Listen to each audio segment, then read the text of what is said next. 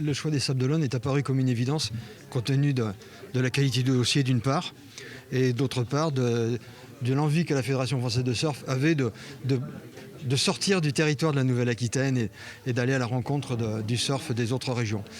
Et les Vendéens ont montré leur expertise l'année dernière, donc ça faisait vraiment aucun débat. On a réussi à convaincre, avec Pascal Caduc, le président de l'Honneur Surf Club, on a réussi à convaincre la fédération de nous confier les championnats de France. Donc ça va être la fête du surf au Sables d'Olonne, ça va être la fête du surf et une fête que j'espère populaire, sans masque, avec un peu de convivialité, ça nous fera du bien.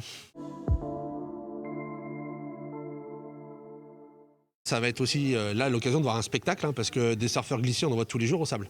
Sauf que là, on va avoir des surfeurs de très très haut niveau qui vont être seuls dans l'eau, puisqu'on va réserver la plage que pour ça.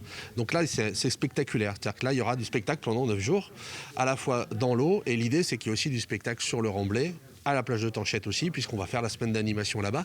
L'idée, c'est que ce soit la fête du surf très large, à la fois pour la discipline en elle-même. On va avoir du très beau surf, et en plus différentes sortes de surf, du body, du surf, mais aussi du longboard, du tandem, du kneeboard, enfin voilà, une variété importante de disciplines. Donc ça va être une découverte aussi pour les sablés, pour le grand public, et c'est une discipline, c'est totalement accessible gratuitement, donc c'est très accessible. C'est enfin une chance pour nous d'avoir une épreuve aussi importante chez nous, parce que d'habitude elle se déroulait que dans le sud-ouest et on est content d'avoir tout le monde qui vient surfer nos vagues et voir notre ville, nos côtes, etc. Pour nous, c'est vrai que le sud-ouest, à chaque fois, on se dit, bon, on est obligé d'y aller. Là, l'idée, c'est que ce sera chez nous. Donc, nous, la délégation des Pays de la Loire, chaque année, c'est entre 10 et 12, voire 18 surfeurs qui sont qualifiés chaque année. Bon, là, ils vont rester chez nous. On a la chance d'avoir plusieurs côtes orientées différemment. Donc, on peut avoir des vagues plus creuses et plus puissantes pour ceux qui font du shortboard, du bodyboard.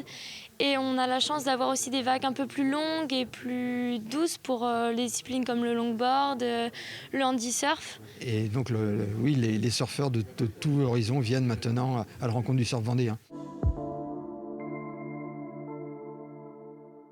Le surf, si vous regardez, se démocratise de plus en plus. On a de plus en plus de pratiquants, des gens qui viennent d'horizons différents et qui finissent par adopter les valeurs du surf et ils deviennent addicts.